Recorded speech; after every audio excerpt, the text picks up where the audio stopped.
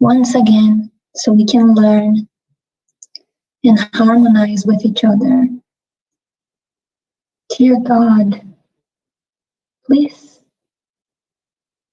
allow us to harmonize with each other, to have our mentors by our side, connecting with us, preparing our home, the energies of our homes, so we can receive the teachings from the gospel tonight. We thank you for the opportunity of having this group. We thank you for being healthy and able to be here tonight. And we ask your protection so we can study and absorb all the teachings that we are about to learn. Thank you. So be it.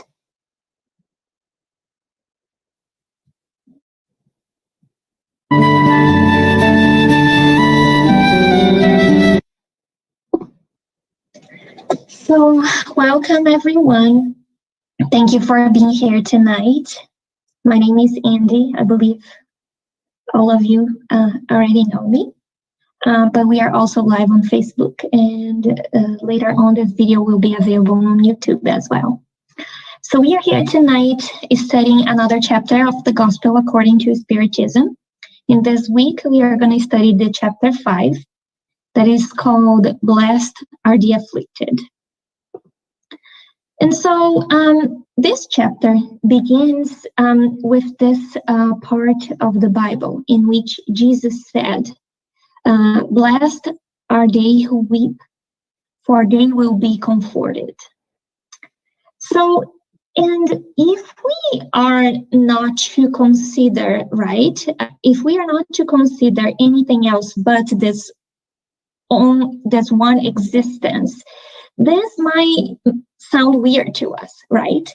So what was that Jesus was trying to say to us with this quote from him? Blessed are they who weep, for they will be comforted. First of all, he was referring to other places than just earth, right? He was referring to the spiritual life. He was talking about this future life, right? Because without the certainty of the future, you know, this phrase of him would seem like a contradiction, right?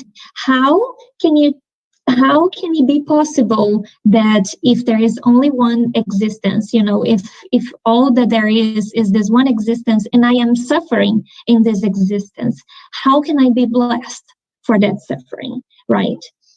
But even for us spiritists, even for, you know, us that are here tonight, so, you know, if we are here in this spiritist meeting, I like to think that we all believe that there is more than just this one existence.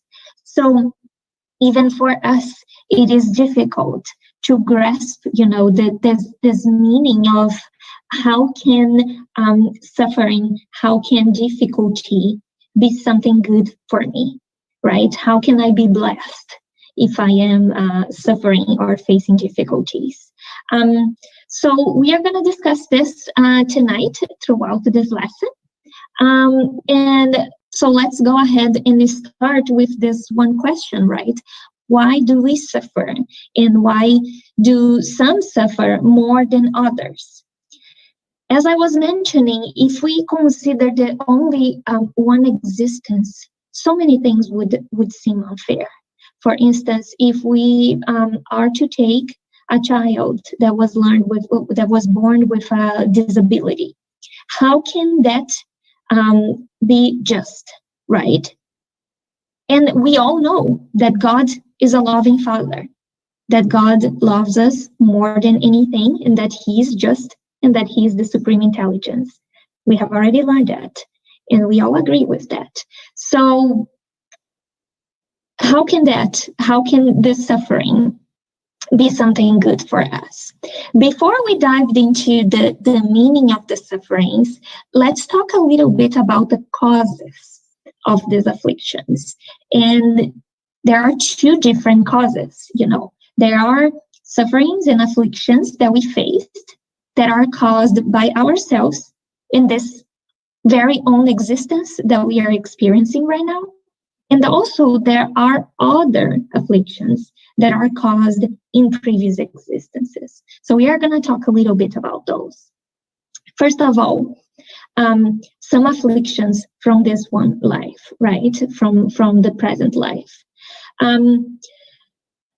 Those are things that, although sometimes it's very difficult for us to admit that we are the ones to be blamed by our, the pain and the suffering that we are facing, we are the ones that are causing those things. So ambition, pride, vanity, misconduct, improvidence, all of that can cause us afflictions.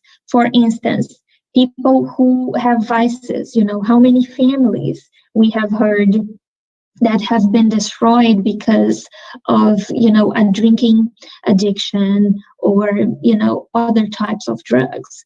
Or even as the photo in here, how many people we have heard that after drinking and driving, they are involved in a car accident, right? To a smaller extent, sometimes we have disagreements within our own house with our kids.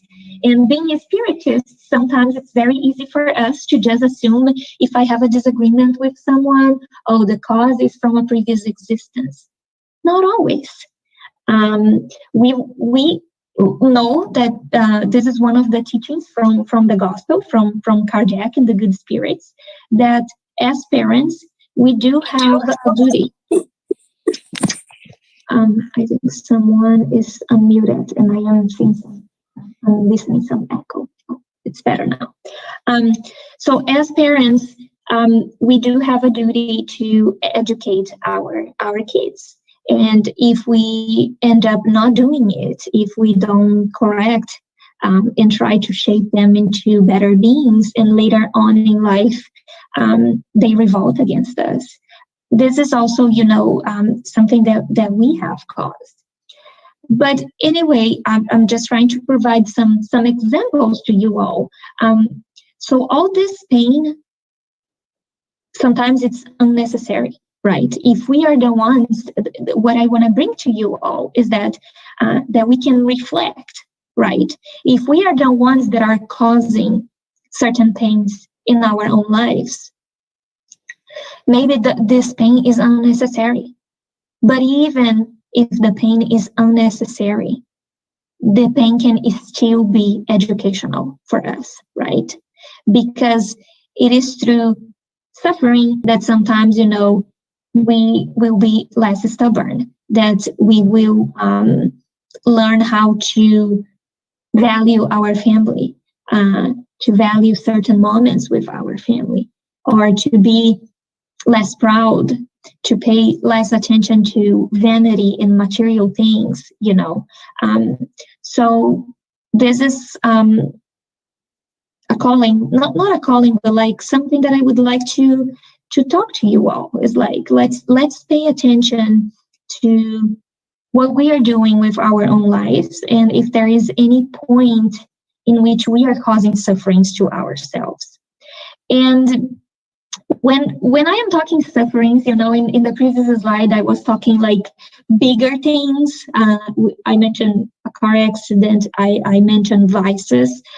But the ones that you study with me in the courses, you guys, I am kind of known for some trying to de-escalate things a little bit.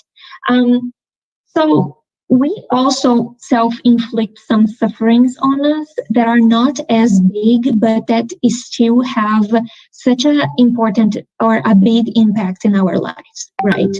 So as this slide says, besides the unavoidable adversities of life, man seems to create on purpose torments that he could easily avoid. So, how many times have we acted as playing the victims of certain situations, or being self-absorbed, right? This mentality of playing the victim has a couple points, right? First of all, sometimes we believe the bad things happen only to us, right? We love to blame other people, other circumstances. Every time that something bad happens, someone else is to blame but ourselves. And any effort to create change will fail. So if when we are playing the victim, sometimes we also are playing like defeat. We are like, there is no point in trying anything. So that's why we are going to talk about resignation today, right? When we talk about pain, we also talk about resignation and the importance of, so if there is a purpose in suffering, if there is a learning experience that we have to take from this, then victimizing is not going to take us anywhere, right? And that's why we talk so much about charity in Spiritism, right? Not only because of the good that we are doing to others, but because every time that we are doing charity is an opportunity for us to almost put our own struggles on a scale, right? Like, I can give you guys an example. I think like a month ago, because we do charity every other Saturday with our group. It was a very, very cold morning. And as we were gathering, to do our charity, our friend Cara, she brought something up. She was saying, how many of us, we woke up in our warm beds, we could open our wardrobe and select, from many outfits, what we would be wearing today. And if needed, we would layer up because it was a cold morning. And then before going to do charity, we were able to choose what we would have for breakfast. While the people that we were serving that morning, some of them, they didn't have enough warm clothes. Some of them were sleeping on the streets. They didn't have a warm bed in the way that we had. And they were having the option of breakfast that we were offering over there. So in that moment, when Cara said, those words, it's almost when you feel silly for, complaining about certain things in your life, because when you put into perspective, you see how grateful you should be for everything that you have, right? So this is also another invitation for us when we are talking about so when we self-inflict suffering in our lives. It's also, a point for us to pay attention if we are not victimizing, if we are not putting burdens, every time that we have a problem with someone. Sometimes it's so easy to suffer and keep, and I am guilty of that sometimes as well, being a little coward, and instead of trying to talk to the person with whom we have a problem, we are afraid, sometimes afraid of the answer, afraid of conflict, and we don't resolve our problems. But then how can I keep complaining about something if I don't do anything to change, right? So this is another way, although it's a small way, but it's another way that we can bring suffering to our lives as well.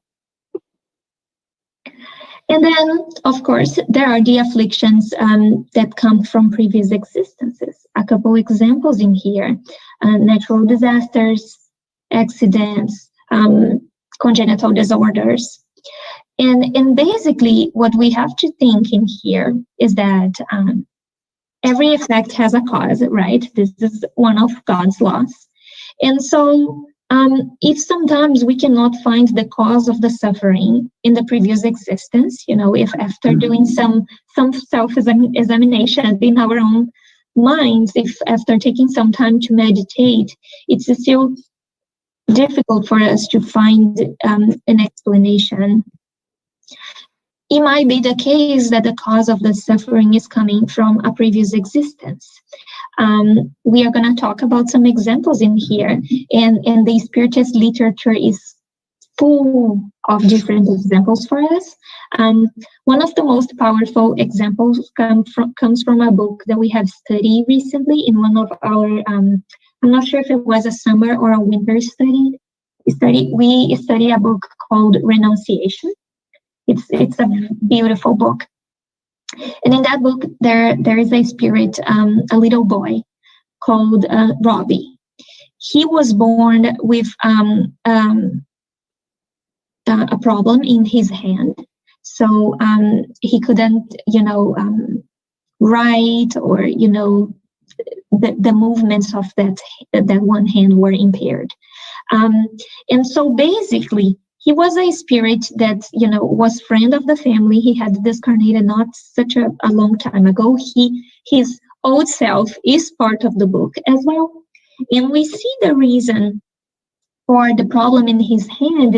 It was because in that former existence, he was doing business with people that were not good people. And so, by their influence, he started doing human trafficking. So, that in that time there was a slavery.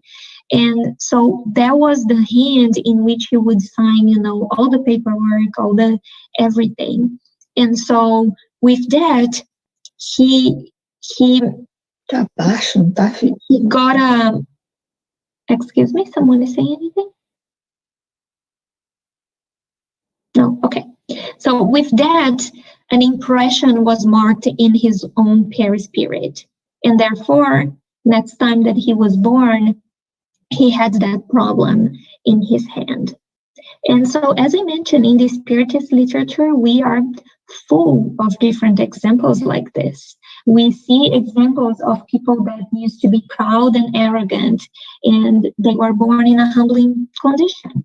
We see examples of people that were greedy or selfish, and then they were born, they might, or either born or at some point of their life, they might suffer with lack of resources. We see examples of spirits that were a bad son or a daughter, and they may suffer, with their own children in this existence as well. And a very good example, I think it was André Luiz in one of his books. He is in Brazil, in São Paulo, like in the largest street of São Paulo, and he sees a homeless person finding, searching for food in the trash. And he asks for an elevated spirit that was with him. He asks this spirit, like, can you explain to me why this is happening? What is the justice in this situation that I am seeing here? And basically, he was told, so there was a street in Brazil, at least we have several streets that are named after famous politicians. So that one street was like a big street in Sao Paulo, named after a politician. And what André Luiz' mentor told him was that in the previous existence, that homeless person was a famous politician. He was, in fact, the politician in which the street was named after. And in that existence, he practiced a lot of corruption, money that was supposed to be destined to, the people that were struggling, poor in poverty, to help them to find food and all of that. He was, he was being corrupt and just, giving another destination to that own money. So that's why in this existence, in that current existence, he was in that condition. So he could, experience and learn from it. And so I might have to go back and look and tell you. Right now, it's not on top of my mind, but it's André Luiz. Okay. But basically, what I want to tell you in here is that generally, a man suffers with the same thing or similar things that he or she has made others to suffer as well. Of course, there is not a rule that will always say, you did this and therefore this is going to happen to you, but we see patterns. And as I said, the spiritist literature is just full of things. Also, let's think that it's not because we are here sometimes in the spiritist center and being mediums that we are not expiating things. In fact, this past weekend, I was reading a spiritist book. Not sure if there is a translation in English. It's called A Casa do Escritor. And in that one book, they talked about this spirit. In the previous existence, she was a nun. And being a nun, she persecuted another nun in the religious place in which they lived. And she went after this person because this person was showing mediumistic characteristics. And so therefore, in this present existence that she was here on earth, she was also a medium, So being a medium was a way that she could, by experiencing the mediumship, it was a way for her to be, expiating everything that she had put the other person, going through. Yes, Rafael?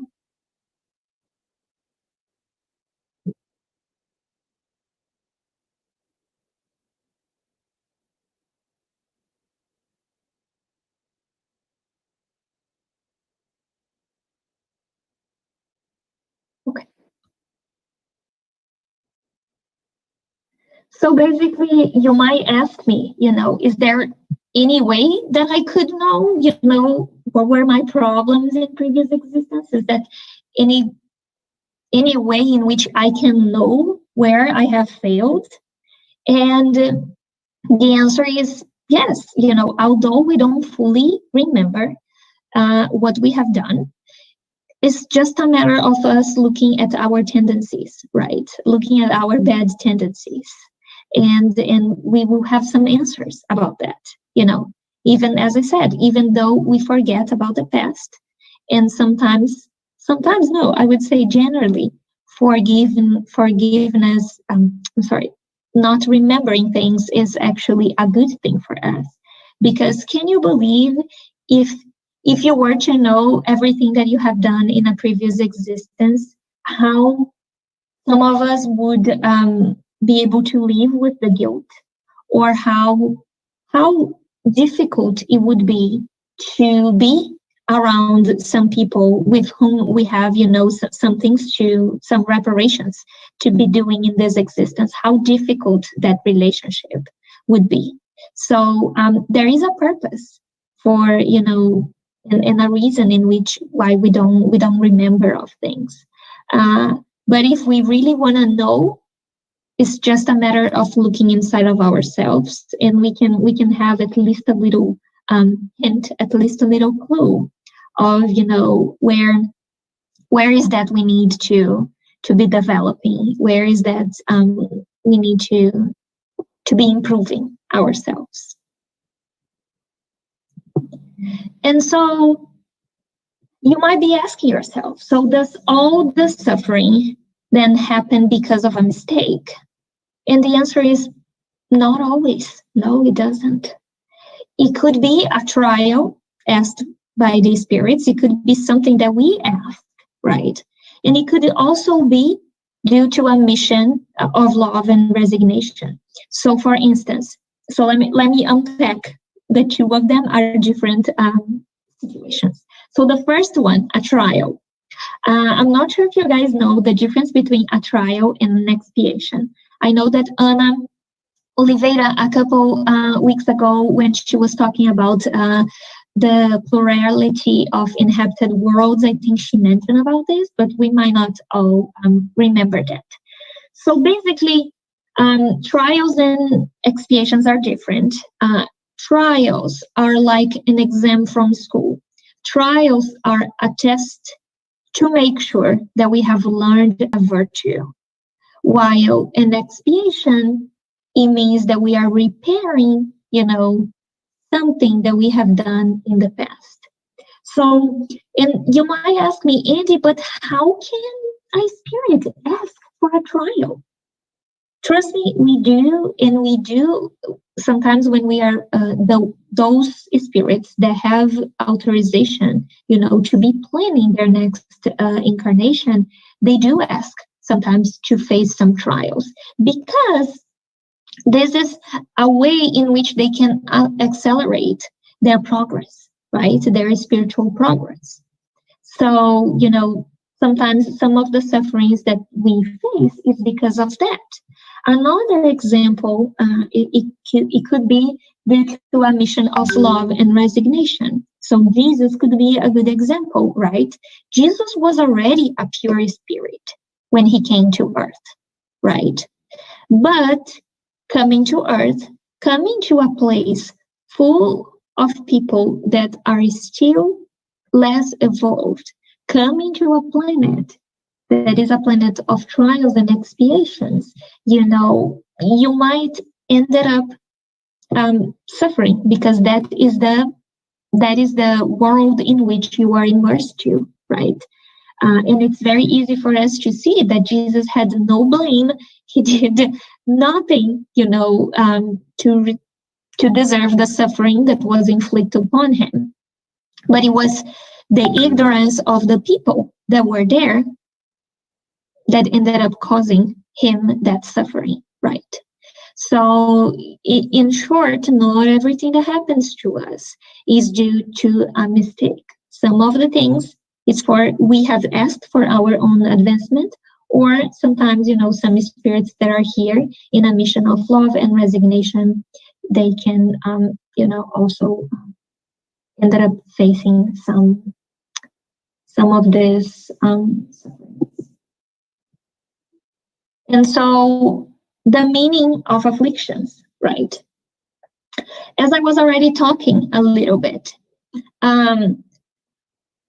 afflictions, they are, God allows the afflictions to exist, the sufferings to exist, because it's a mean for progress. And also a warning for those who did wrong. Because can you imagine if God were to be just 100% forgiving? Okay, so let's imagine that. If everything that we would do wrong, God would forgive us, and we would not face anything. First of all, we would never learn, right? What would be the motivation that we would have to learn and to become better? If I could do anything wrong and I would still be okay, right? We would have no motivation for that. And also, the world would just be a whole chaos, right? Everything would be a chaos, because people would stop trying to be better, and soon enough, everything would be chaos, pure chaos.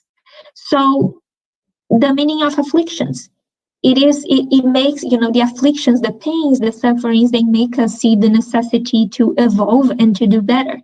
And also it makes us feel the difference between the good and the evil.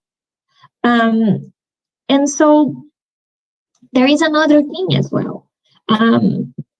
So we call Spiritism the consoler, right? So many times we have heard that the Spiritism, it was the promised consoler that Jesus promised, it's on the Bible.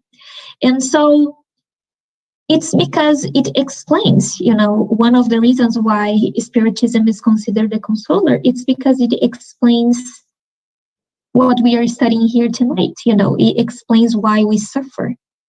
But it is very important to point out that to console is not to take the pain away, right? To console is to take away the despair. To console is to take away that feeling of desperation, right? Because exactly what we are talking about here, if the afflictions are a mean for us to educate ourselves, to purify ourselves, we should not expect that the consoling element of Spiritism would just remove all of that away, right? Because it won't.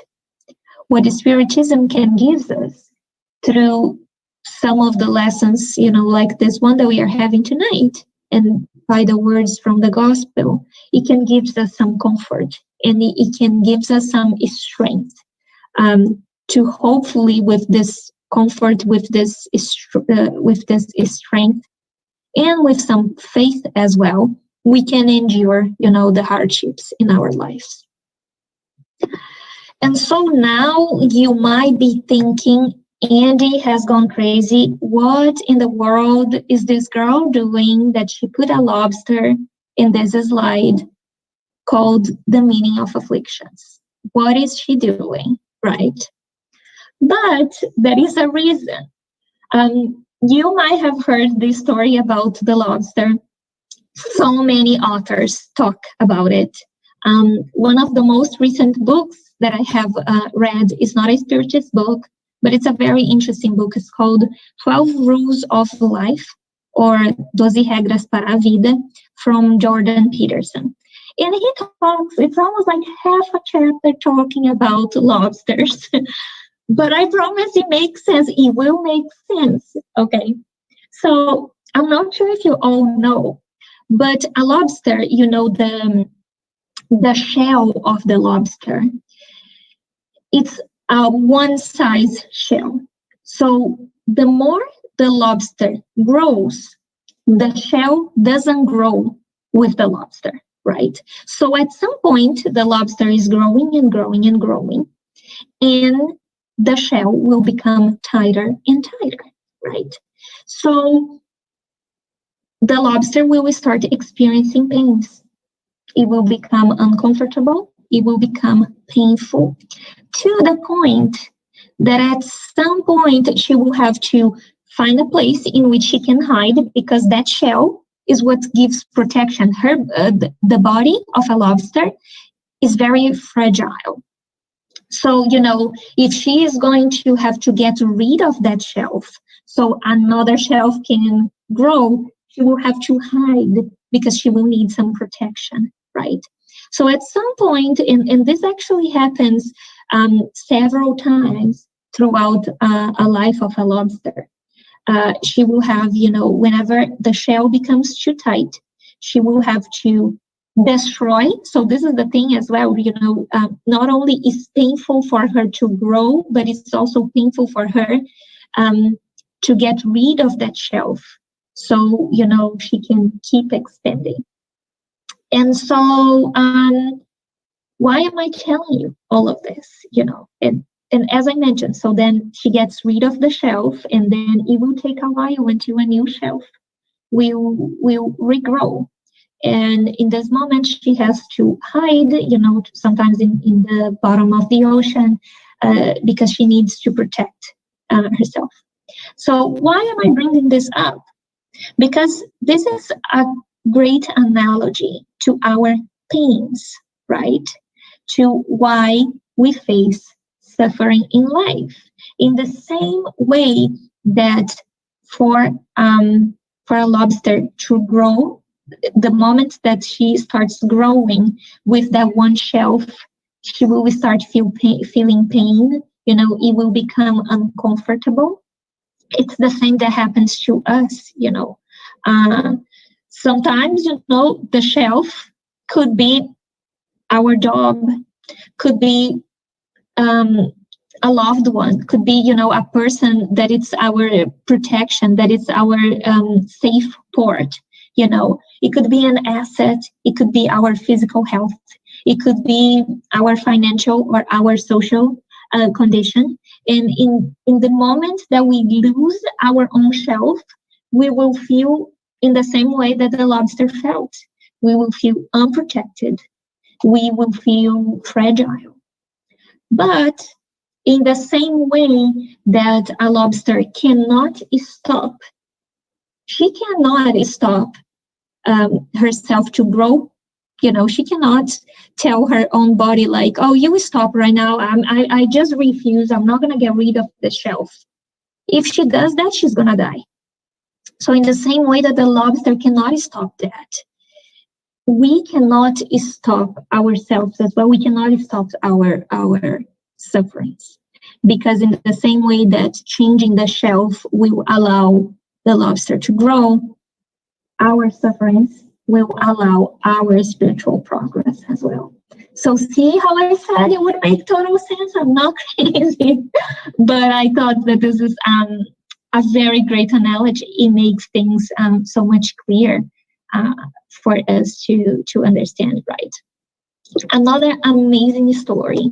I am sure you guys know this Brazilian. He is a Brazilian judge, and also he's a very famous spiritist, someone that does public talkings. His name is Haroldo Dutra Dias. So he talked about this story in one of his talks. He tells this story about his son, right? And this is a great example of how we can support our loved ones, our family members, our friends, when they are experiencing afflictions. As it says in here, true love is not putting our loved ones in a protective dome. So basically, this story from Haroldo. Let's go back to this story. Why do I have a needle in here and like materials for a shot? Because his son was sick. You know, his son was a little kid in that time, and he was severely sick. So he was taking his son to the hospital, and his son used to have like a panic from needles, and you know, he would be in completely like panic mode, even by thinking that he would have to get a shot. So, but he was severely ill. So Haroldo took him to the hospital. And in the moment that he got into the hospital, he was already screaming because he knew he was a little traumatized, right? So the boy was screaming and screaming. And at some point, he turns to Haroldo and he's like, "Dad, can you protect me?" And Haroldo said that in that moment, you know, his heart broke apart, because all that he wanted to do was to protect his son and, you know, not to make him son experience, you know, all that pain. But he told the nurse, "Give me just a second so I can talk to my son." And basically he explained to his 7-year-old son, "Listen, I know you are afraid, but unfortunately you are severely ill. And you need this medication, and you need to take this shot. And as your father, as someone that loves you, if I have to give not only one, if I have to give you 4 of these shots, I will give you, because this is what you truly need, even though you cannot comprehend, even though you cannot understand, and you are afraid, and you are crying. This is what you need for you to get better." And so he said that once he was experiencing all of that, in his mind, he was like, "God, I got your message." Because he was able to make a connection between what he was experiencing with his son and the way that God helps us when we are suffering, right? We, in this case, are the little kids, are the 7-year-old kids afraid of taking the shot. And God, sometimes, how many times we might think that God is doing nothing to help us, that how come I am suffering and I am experiencing all of this and God is doing nothing for me? Who knows if what we are experiencing is not the one shot that we need, right? And so basically, the message that he took from this situation, and he said that he even told his son this: "I cannot take you out of this experience of pain. I cannot exempt you from this, but I can be at your side," right? And this is how we can support our family members, our loved ones, when they are also going through hardships. I'm not a mom yet, although I am using the we, to, but I'm not a mom yet.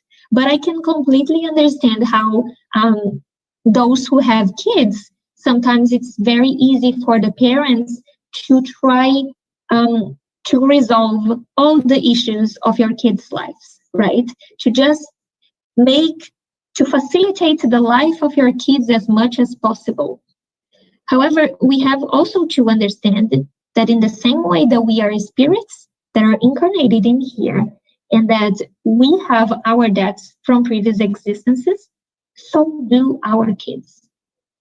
And that if you are taking care, if the message from this lesson in here is that the things that we experience in here contribute to our progress. If you are taking care, if you are trying to take care of every single suffering of your loved ones, you are not helping them, because they need this experience to evolve, right?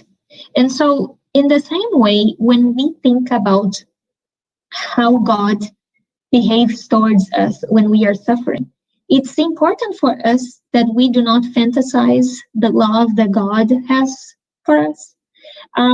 Because it's this phrase in here, the true love is not putting this bubble of light of like a protection. The true love is letting your kid take more than one shot if necessary, if this is what it takes for him or her to heal, right? So I hope you enjoy this little story. I just thought it was so profound, and it made me understand things in such a different perspective. So I hope you enjoy the story as much as I did.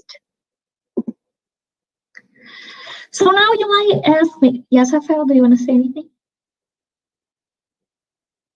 Okay.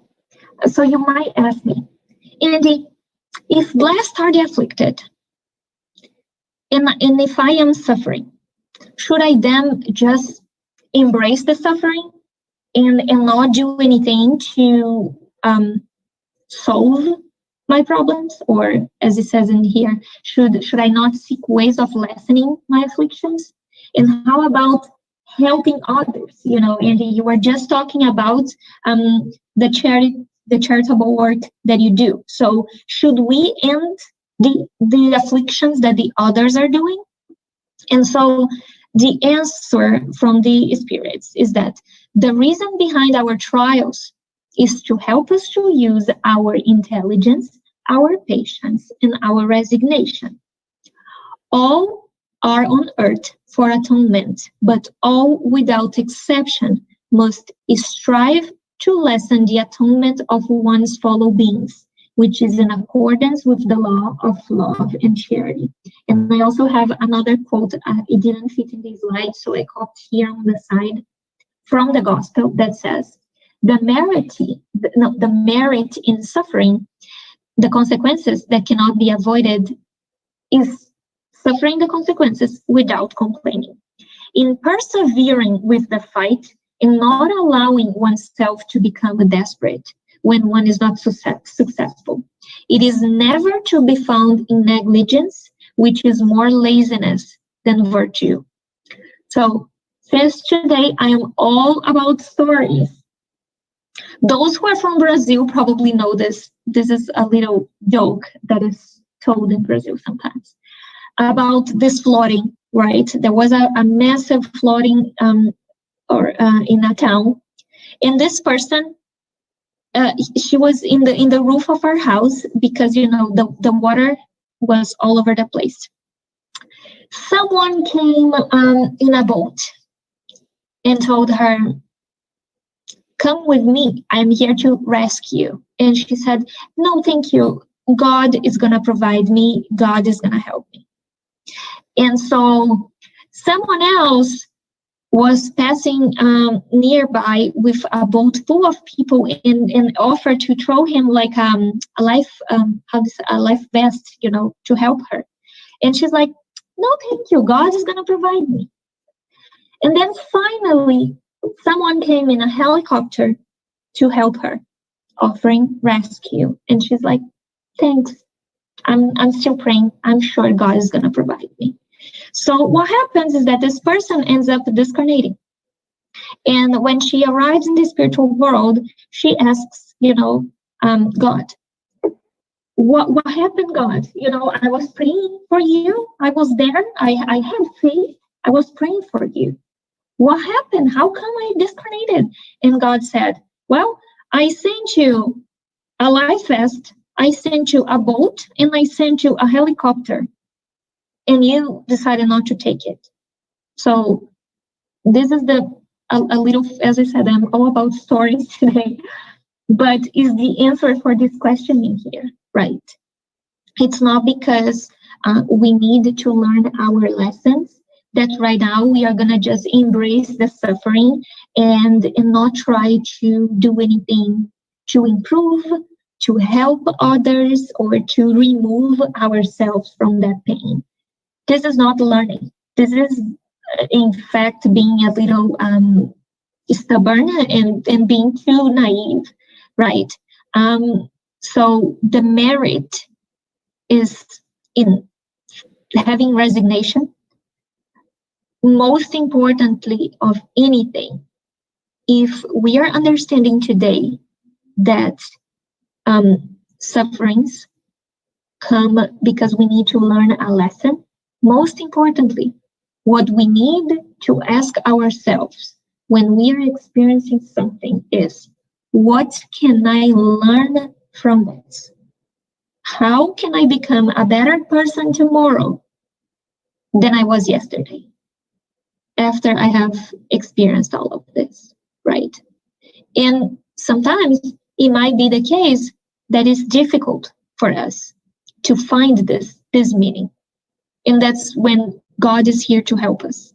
This is when we should ask for his help. And we are going to talk a little bit about that as well. So how to avoid or better, I have a typo here, or better support our sufferings. First of all, by working for our moral and intellectual progress. So this is number one. In the Spiritist literature, we also see cases of people that they had, like in when they were programming their reincarnation, they had certain trials that they were supposed to experience on Earth, so they could learn certain things. But it ended up that they learned the things that they had the moral improvement without having passed through those challenges. So therefore, they were exempt. They had already learned the lesson. So if this is the point, is learning, is improving. This is the number one thing that we should do, to avoid suffering, is to work in our intellectual and moral progress. And the number two thing is by having faith and opening ourselves to receive God's help. So, as I was mentioning in the previous slide, sometimes it might be the case that it is being too difficult for us to understand any meaning or to become better people when we are in the middle of so much pain. And so asking for God's help is so important. First of all, God is inside of all of us. We already know this, that he is part of all creations. And by being in the universal fluid, he knows about everything that is going on with us. But the thing that he also respects the most is our free will. He cannot help us if we don't give permission. The good spirits, our mentors, same thing. Our guardian angels, same thing. They cannot help us if we don't give permission. Think about the lobster. If we have that shelf, that hard shelf that is blocking all the help to come, how can we be helped, right? So we have to open ourselves for it.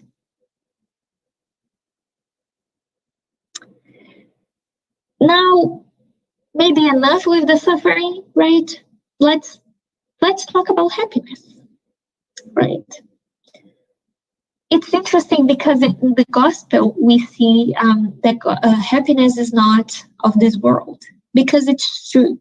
The true happiness we will only reach when we become pure spirits, right?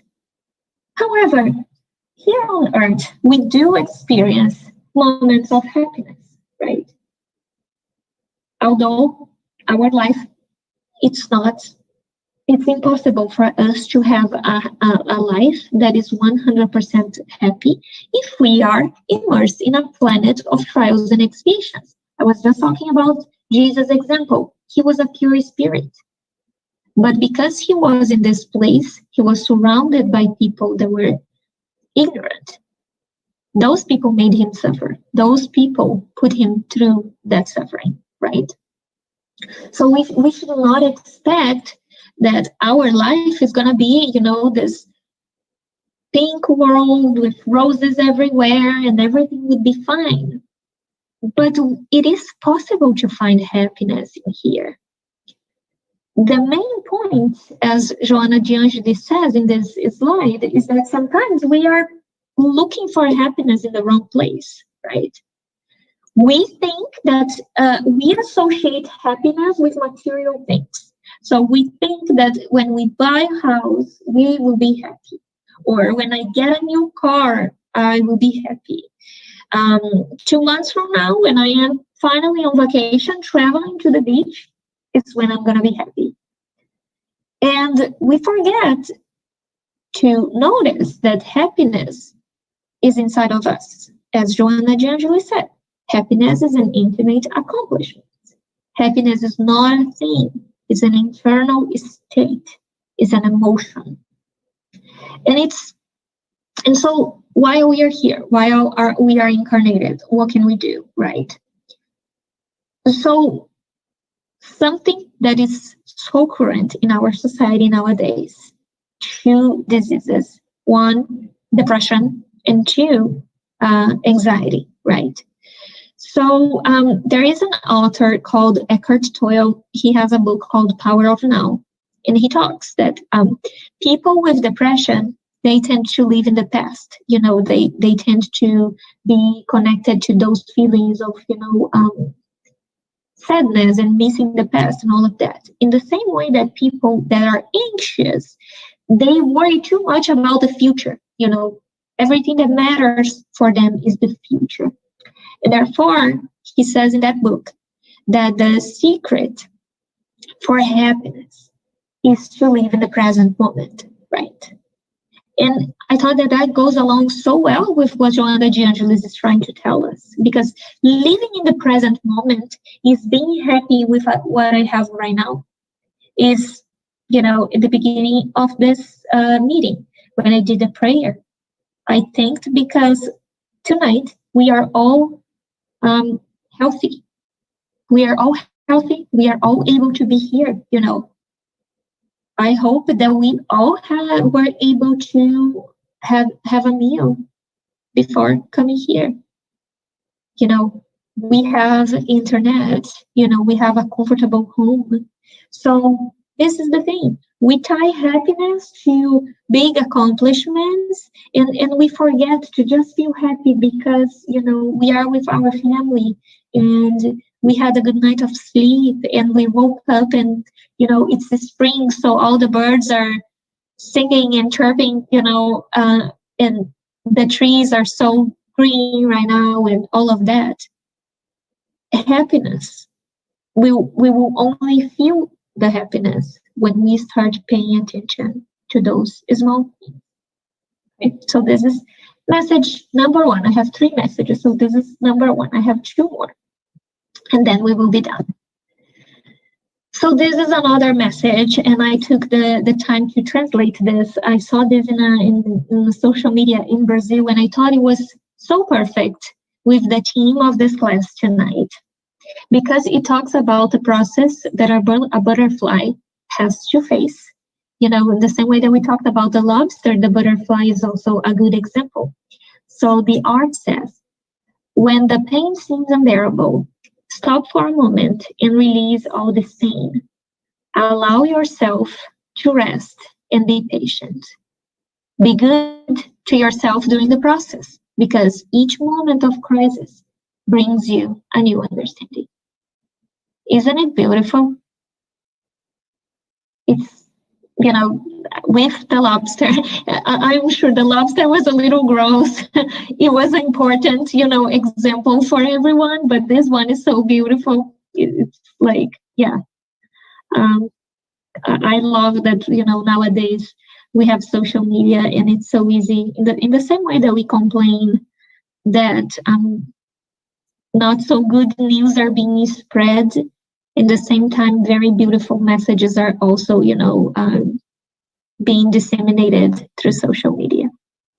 So I would like to end, before we do the passes and everything. So I would like to end in a positive note, right? Because we talked so much about sufferings tonight and all of that, and the planet being a place of trials and expiations. And I am sure you all have heard about the planetary transition, which is something that our planet is experiencing right now. This is from a book, and I can drop in the chat. Wait a second. I even took the time to, I will have to do it later. I can copy. This book, an English version, is available in Amazon. So it's a book called Planetary Transition from the medium Divaldo Franco. It was released a couple months ago. It talks a lot about the pandemic and the planetary transition. So I'm going to read. It might be the case if you buy the English one, this message is going to be a little different. It's because I had the one in Portuguese and I had to do some translation. So it says, challenges of all kinds arise at every moment due to the moral backwardness of those who inhabit the planet Earth. That is why this is the moment of the great transition, in which suffering will give way to the joy of living. With the growth of pain and moral afflictions, the human being will have no other choice but to seek understanding of these afflictions and the effective way to finally free himself. We must be prepared for the events that happen, even those that constitute misfortune, suffering, and anguish. We can also foresee the blessings that we will all enjoy during the great change and afterwards, when our planet will be better because of our moral improvement. Our eyes, therefore, should also be set in the blessings that await us, longing for the gifts of love and wholeness that will be bestowed upon us from now on. This reality, however, will depend exclusively on how we behave and contribute to hasten or delay the progress. So, this, I want to end this with a message of hope that the planetary transition will happen. We are being part of it, right? And this is another thing, maybe when I do the final prayer, I'm going to add this, a moment of expressing gratitude to God, because how fortunate we are to be incarnated in this planet in the moment of transition. Being able to be part of this change. But a very important piece of this is when it says that the reality will depend exclusively on how we behave and how we contribute to this progress, right? So we have an important role to play for this. It might be the case that the transition will happen faster if everyone is contributing. If people are not really contributing, it might take longer. So, this is also a thing. If we love people, if we, for those who have kids, who have grandkids, is also a way of thinking on the legacy that we are going to leave to them. How we can nowadays contribute so they will experience a better world. So this is a message of hope that I want to leave to you all. If you guys want to grab some water right now, I would encourage you to do it, because coming next, we will have our passes. And I'm going to stop. So while you go grab some water, if you guys have any questions, feel free to ask me.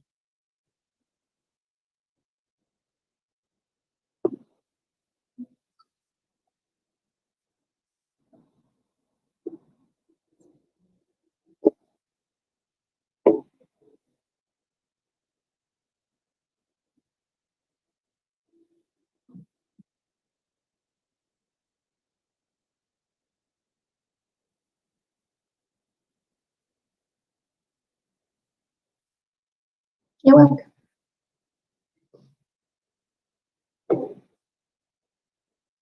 All right, so let's go ahead and let's prepare ourselves to the passes.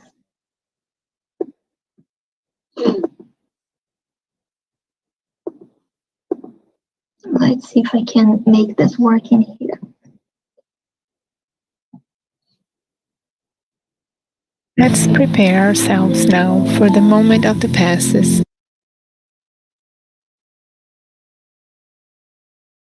Let's prepare ourselves now for the moment of the passes and the blessing of our water.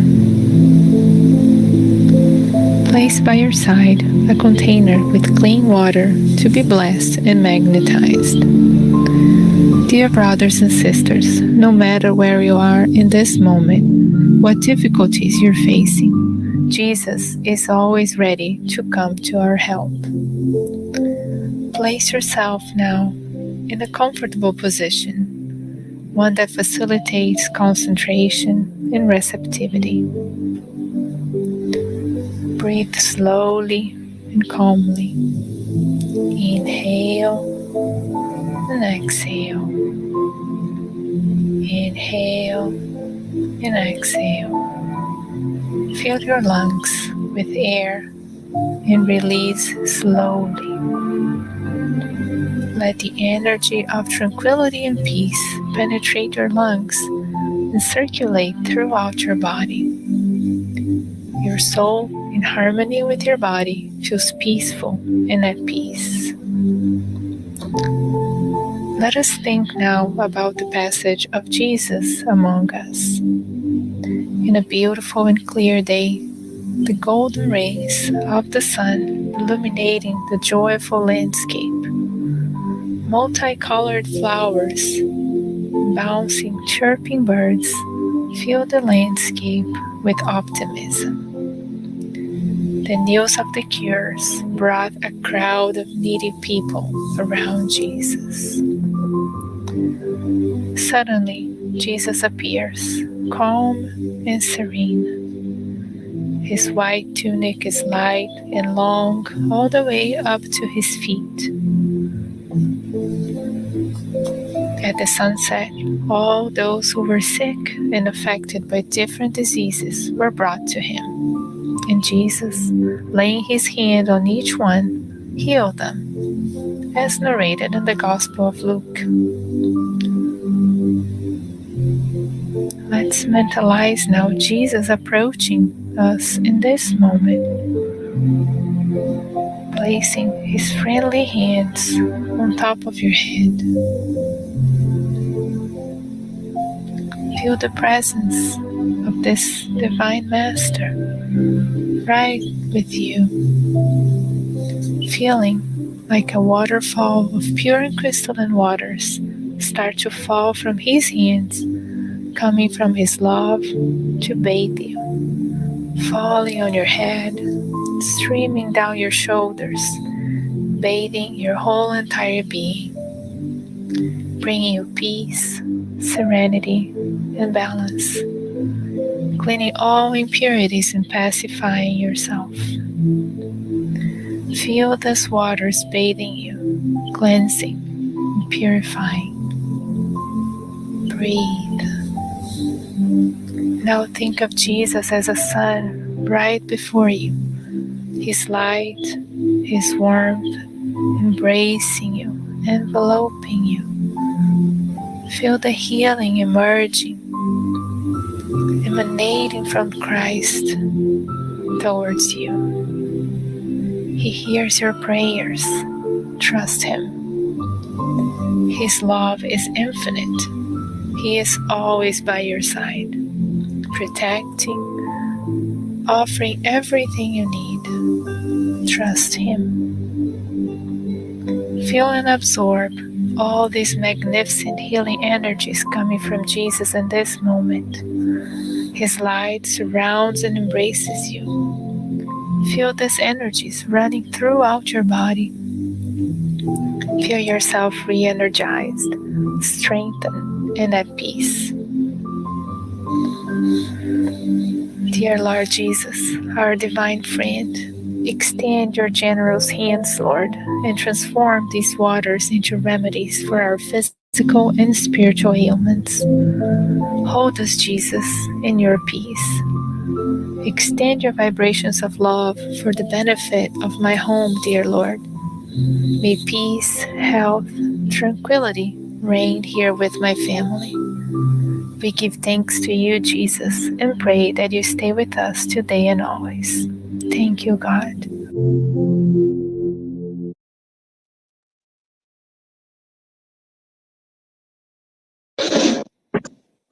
And to end tonight's work, let's go ahead and proceed to the final prayer.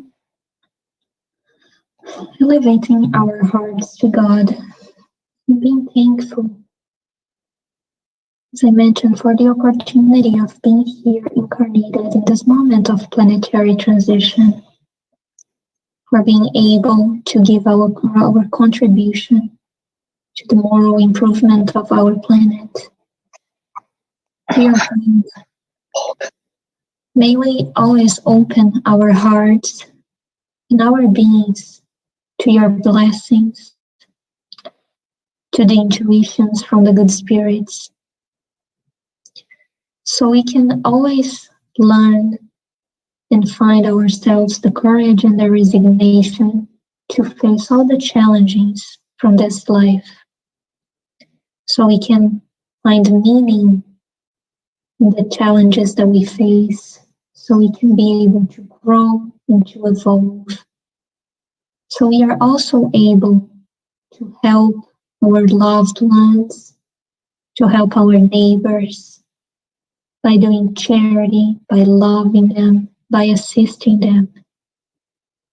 So let's all go today with these thoughts of and reflection about this class, so we can think about how we can keep learning, so we can think about if there is in any way in our lives that we are being the agents that are causing pain and suffering in ourselves. And if so, may we be able to change our behavior. May we be able to work inside of ourselves to find the light, always opening ourselves to the help of the good spirits, to good intuitions from our members, because after all, they are here to help us. So we may all go in peace, be kind, and be loving to everyone with whom we interact during this week. So be it.